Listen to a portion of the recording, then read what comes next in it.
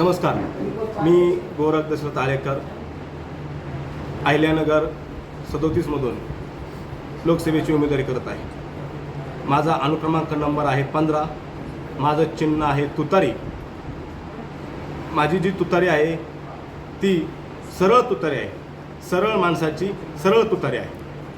आता मित्रांनो, ही लोकसभा मी निवडणूक करत आहे, ही ओबीसी बहुजन पार्टीकडून ही उमेदवारी करत आहे।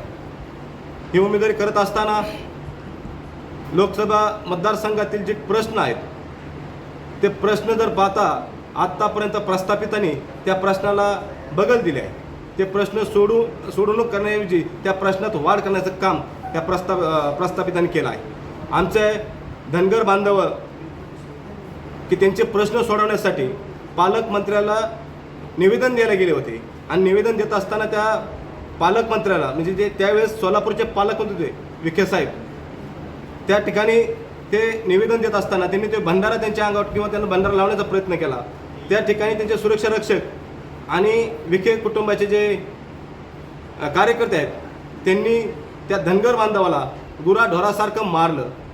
आमच्या पंढरपूरमधील एक तुळशी गाव आहे, ते गावाचं नाव माहीत नाही पण ते गाव आहे, त्या गावामध्ये माळी समाजाचा अपंग मुलगा त्या ठिकाणी एक मराठा लाख मराठा ज्यावेळेस घोषणा चालू होती त्या ठिकाणी ते उभा होता। ते काय बोलता काहीतरी बोलला असेल, त्या राग त्या तिथल्या मराठा समाज बांधवांना आला आणि त्या मुलाला त्या ठिकाणी त्याचा खून करण्यात आला आणि ते फाशी दाखवण्याचा प्रयत्न त्या ठिकाणी केला। तिची सुद्धा CID चौकशी चालू आहे।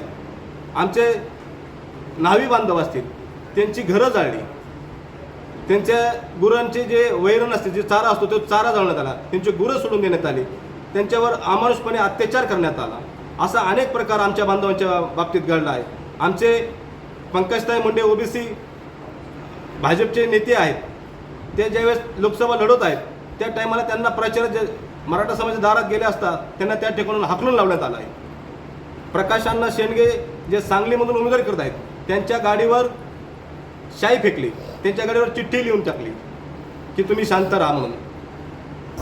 ओबीसीचे नेते छगनरावजी भुजबळ साहेब नाशिकमधून उमेदवारी करणार होते।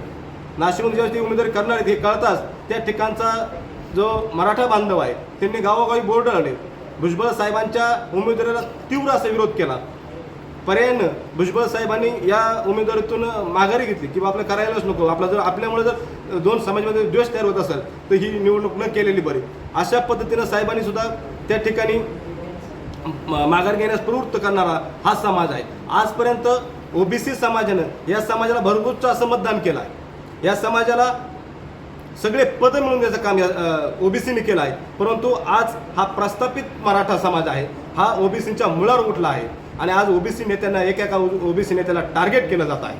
त्यामुळं माझी जी उमेदवारी आहे हे ओबीसीचं आरक्षणाचं रक्षण करण्यासाठी माझी उमेदवारी आहे। ही माझी जी उमेदवारी आहे हे ओबीसींना संरक्षण देण्याची उमेदवारी आहे आणि माझी उमेदवारी जी आहे ओबीसीमध्ये जे बनावट कुणबी तुम्ही घुसवण्याचा प्रयत्न करत आहेत ते बनावट कुणबींचं जे प्रमाणपत्र आहे ते रद्द करण्यासाठी माझी उमेदवारी आहे। त्यामुळं या येणाऱ्या कालावधीमध्ये 13 तारखेला सगळा ओबीसी बांधव, सगळा धनगर बांधव, सगळा वंजारी बांधव हा माझ्याबरोबर आल्याशिवाय राहणार नाही आणि येणाऱ्या 4 तारखेला मी गुलाल घेतल्याशिवाय थांबणार नाही।